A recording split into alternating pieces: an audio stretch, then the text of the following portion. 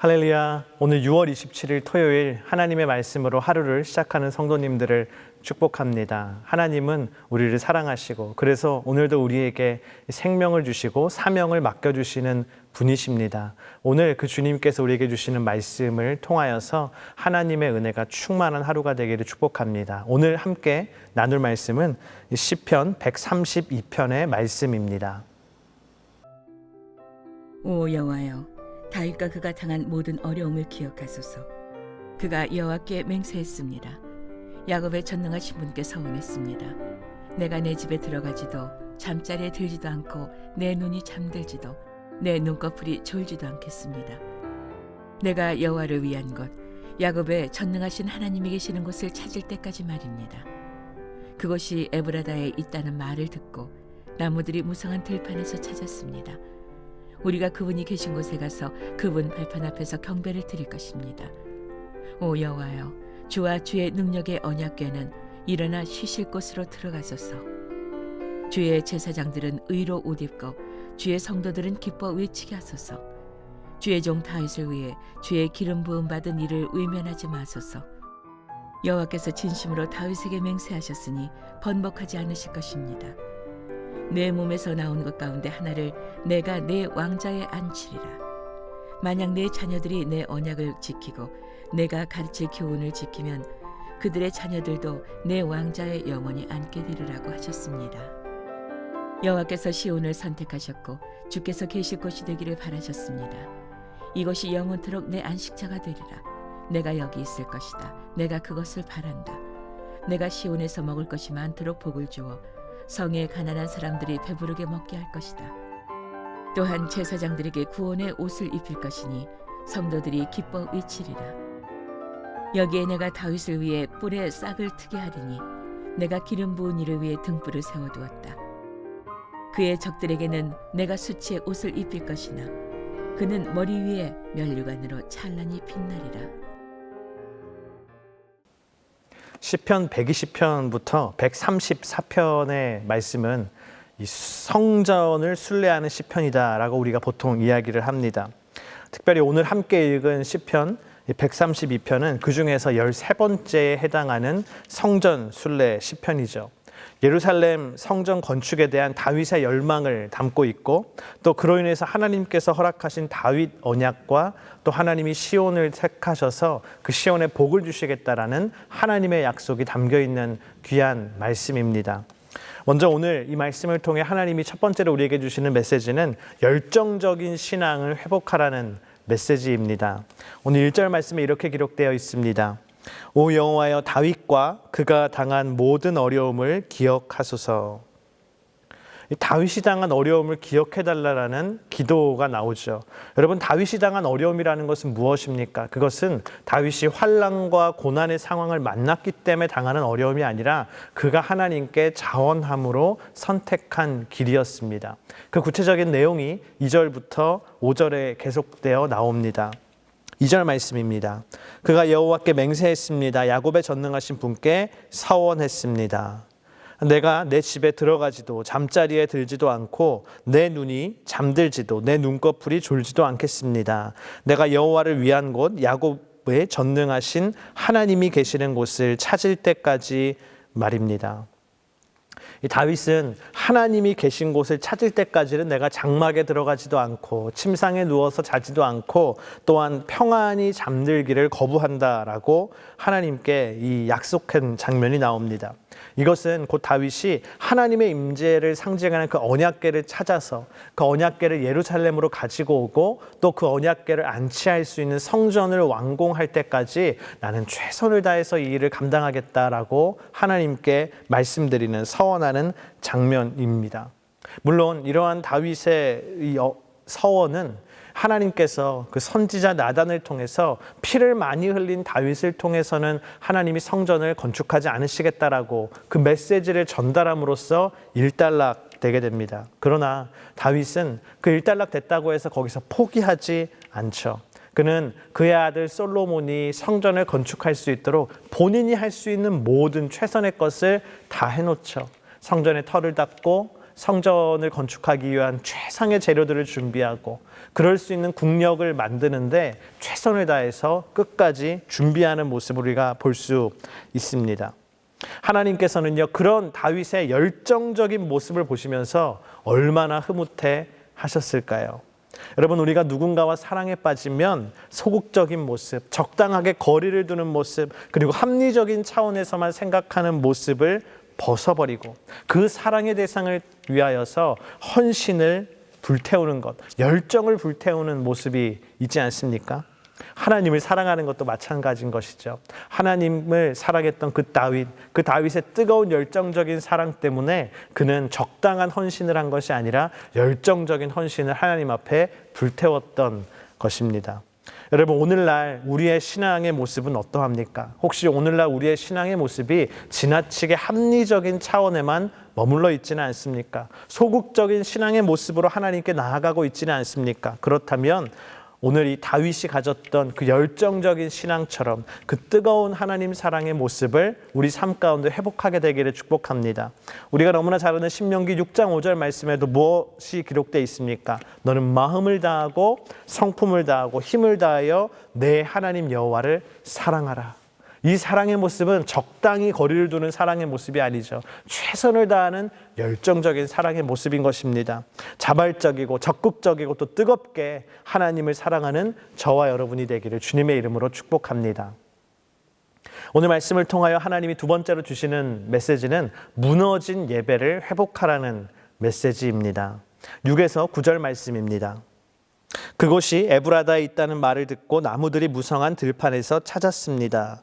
우리가 그분이 계신 곳에 가서 그분의 발 앞에 경배를 드릴 것입니다. 오 여호와여, 주와 주의 능력의 언약궤는 일어나 쉬실 곳으로 들어가소서. 주의 제사장들은 의로 옷 입고 주의 성도들은 기뻐 외치게 하소서. 이 말씀은 언약궤를 에브라다 오벳 에돔의 집에서 찾아서 예루살렘의 다윗성으로 운반하여 안치하는 모습을 담고 있습니다. 특별히 6절 말씀에 나무들이 무성한 들판에서 그 언약궤를 찾았다라고 기록되어 있는데, 그 나무들이 무성한 들판이란 것은 덤불이 둘러싸인 성읍이라는 뜻을 가진 성읍, 바로 이 기럇 여아림을 뜻하는 것이죠. 하나님의 언약궤를 거기서 찾아서 가지고 온 것입니다. 그런데 다소 충격적인 사실은 무엇입니까? 이 다윗 왕조차도 하나님의 언약궤가 지금 어디 있는지 수소문해서 그것을 찾아서 가지고 왔다는 것이죠. 다시 말하면 이 다윗 왕 이전에 사울 왕이 다스리던 시기에는요, 하나님의 언약궤가 거기 있었지만 아무도 관심을 갖지 않았고 그 언약궤를 가지고 올 생각도 하지 않았다는 것입니다. 한마디로 예배가 무너져 있었던 것입니다. 그러나 다윗이 왕이 됨으로 말미암아 다윗이 이 예배를 회복시켰던 것입니다. 다윗은 여러분 무너진 예배를 회복시킨 사람입니다. 그래서 6에서 9절에 있는 말씀도요, 그 예배를 회복시키고 예루살렘을 24시간 하나님을 예배하는 홀리시티로 회복시킨 장면을 담고 있는 것이죠. 여러분, 우리가 하나님을 사랑하는 그 사랑의 첫 발걸음은 예배를 회복하는 것인 줄을 믿습니다. 혹시 당신의 삶 속에 예배가 무너져 있습니까? 그렇다면 예배부터 회복하기를 축복합니다. 하나님께 엎드리는 예배, 오늘 말씀에 기록된 것처럼 경배하는 예배, 하나님을 높이는 예배, 영광으로 가득한 그 예배를 회복하십시오. 특별히 오늘 이 말씀 가운데 어떤 학자들은 이 시편 132편의 이 말씀이 유대인들이 바벨론에서 고향으로 회복한 귀환한 후에 성전을 재건하고 도시를 재건하면서 쓴 시다, 부른 노래이다라고 분석하기도 합니다. 여러분 한번 상상해 보세요. 그 폐허가 된 이스라엘 땅에 돌아온 이스라엘 백성들이 모든 것을 다시 재건해야 됐을 때 그들의 마음이 얼마나 막막했겠습니까? 도대체 어디에서부터 회복해야 될지 너무나 막막했을 것입니다. 그러나 그들의 마음속에는 한 가지 확실한 신앙이 있었죠. 무엇입니까? 모든 것을 회복하기 위해 가장 첫 번째로 회복해야 될 것은 우리의 예배를 회복하는 것이다. 그래서 그들은 이 시편 132편의 노래를 부르며 예배부터 모든 것이 회복되기를 간절히 소망했던 것입니다. 여러분, 모든 회복의 시작은 예배의 회복에서 시작하는 줄을 믿습니다.